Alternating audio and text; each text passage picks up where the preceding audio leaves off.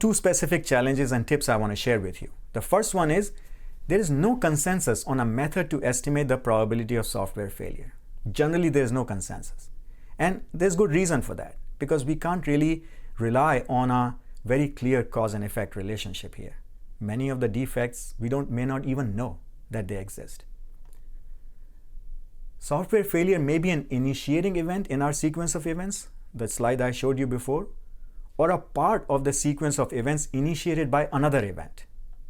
So keep that in mind. It can be involved anywhere in that chain of events. A conservative approach according to IEC TR 80002-1 is to set the probability of software failure as 1. And that is not an incorrect approach. This is repeated in IEC 62304 as well. However, it does not necessarily mean that P1 is 1. Does not mean that, because there are other things happening in that sequence of events. It also does not mean that P2 is 1. We talked about that. P1 and P2 are sort of independent from each other. P2 can be defined using clinical input in the context of each hazardous situation. Okay, number 2. Harm severity used for software safety classification does not align with the severity levels we generally use in the practice of 14971. This is one of the challenges. For example, A, B, and C safety classification for software is based only on non-serious and serious injury only. And there's a definition of that. And it's very clear, even in 62304, that on purpose they don't want to align it. But it's a good practice to figure out the correspondence between the two severity levels. On the other hand, as we know, ISO TR 24971 recommends 3 to 5 levels of severity levels. For example, negligible level 1, minor level 2, serious or major level 3, critical 4, catastrophic or fatal level 5. So generally, this is an industry practice. So in software development, you are classifying your software elements or items as class A, B, C according to 62304.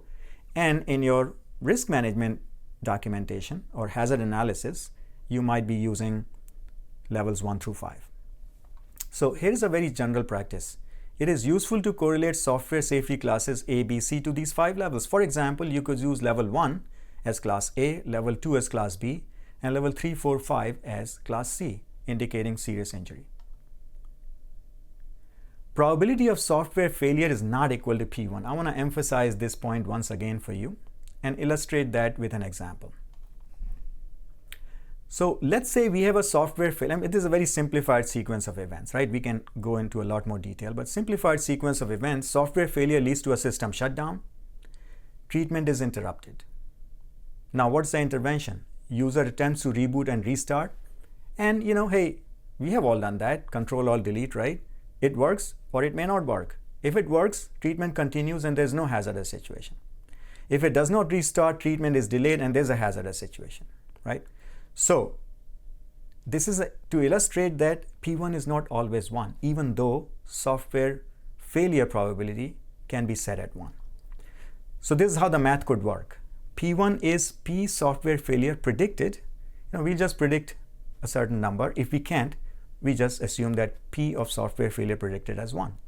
And we multiply it by that P of sequence of events. So P1 really becomes P of sequence of events.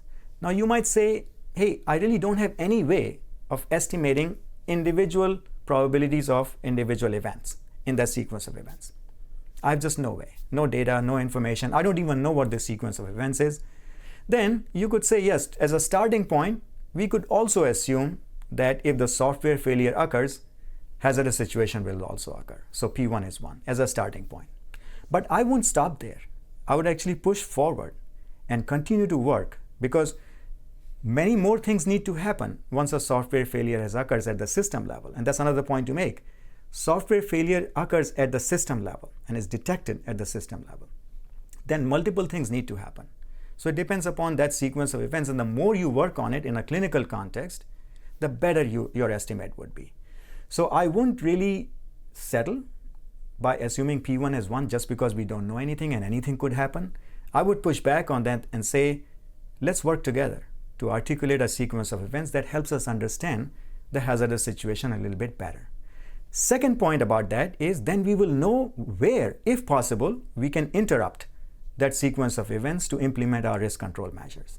So that will inform our understanding or our plan to implement risk control measures appropriately. So I would say don't settle for P1 as 1, even though that could be a starting point. Second, even if you did that, we know probability of harm is P1 times P2. P2 is not necessarily 1 in all cases. So here's the situation. Let's talk about the prior case where the software failure leads to system shutdown, and there is basically a pure shutdown. There's a clinically significant delay, and you can define how long that is, or a clinically insignificant delay. Again, you can define what that is. And these are the two different hazardous situations we can consider. In one case, if it's a clinically significant delay, I think the likelihood of harm is much higher of any severity. We are not going into that detail at this point of time. So we can say, hey, our P2 is about an 80% chance. And right now we are assuming that both of these hazardous situations could occur almost with equal probability. So P1 is 0.5 in both cases.